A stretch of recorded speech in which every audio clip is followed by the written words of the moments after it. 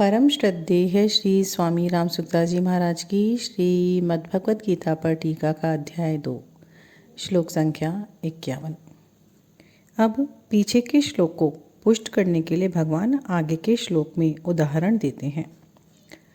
ओम श्री परमात्मने नमः।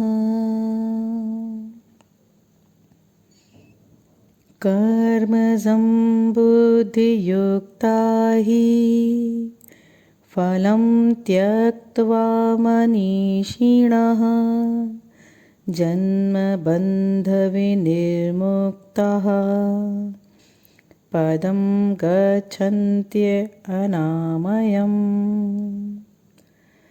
श्लोक का शाब्दिक अर्थ।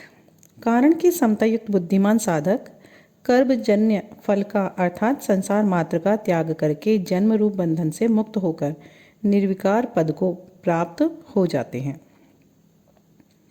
श्लोक की व्याख्या। कर्मजं बुद्धि युक्ता ही फलम त्यक्त्वा मनीषिणः, अर्थात जो समता से युक्त है वे ही वास्तव में मनीषी अर्थात बुद्धिमान हैं।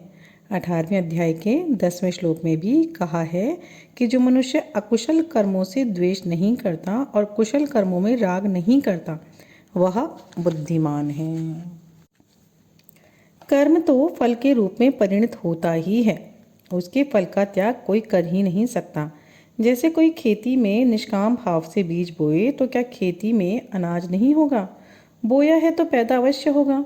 ऐसे ही कोई निष्काम भाव पूर्वक कर्म करता है तो उसको कर्म का फल तो मिलेगा ही, पर वह बंधन कारक नहीं होगा। अतः यहाँ कर्मजन्य फल का त्याग करने का अर्थ है कर्मजन्य फल की इच्छा, कामना, ममता, वासना का त्याग करना। इसका त्याग करने से भी में सभी समर्थ हैं।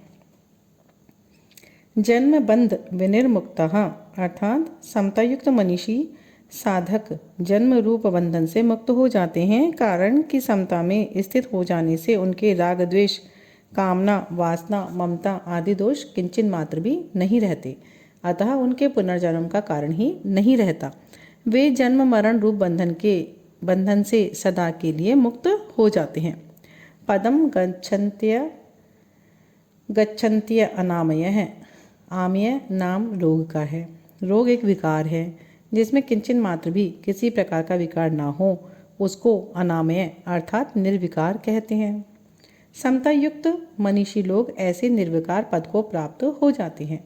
इसी निर्विकार पद को 15वें अध्याय के 5वें श्लोक में अव्यय पद और 18वें अध्याय के 56वें श्लोक में शाश्वत अव्यय पद नाम से कहा गया है।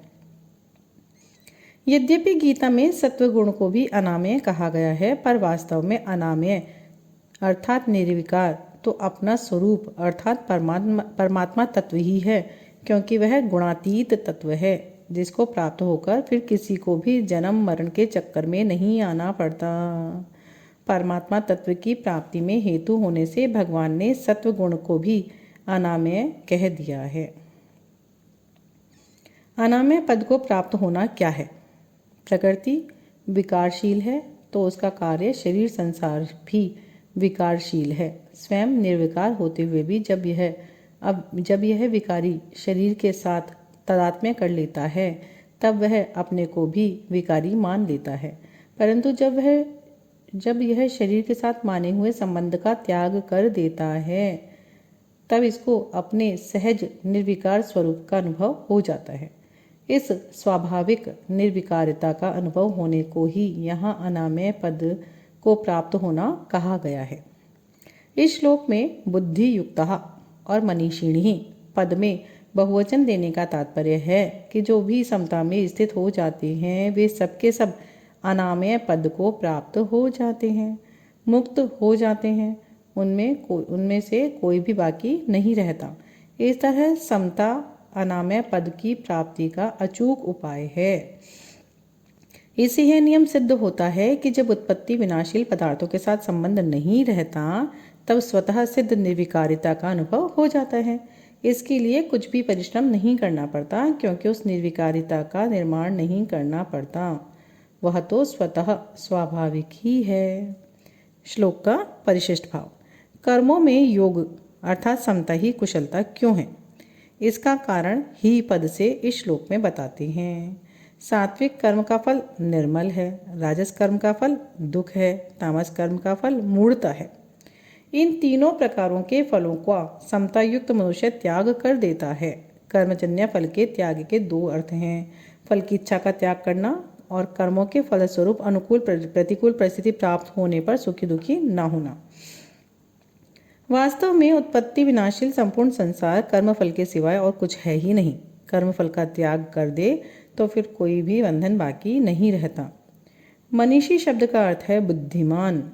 पूर्व श्लोक के अनुसार समतापूर्वक कर्म करना ही बुद्धिमत्ता है। स बुद्धिमाना मान मनुष्येषु, चौथे अध्याय के 18वें श्लोक में आया है ये। पदम गच्छन्त्य अनामय। गच्छन्ति पद के तीन अर्थ होते हैं, ज्ञान होना, गमन करना, प्राप्त होना।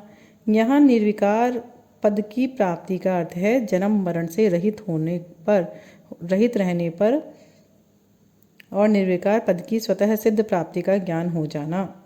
कारण की नित्य निवृत्त की ही निवृत्ति होती है और नित्य प्राप्त की प्राप्ति होती है। इस श्लोक में यह सिद्ध होता है कि कर्म योग मुक्ति का, कल्याण प्राप्ति का स्वतंत्र साधन है।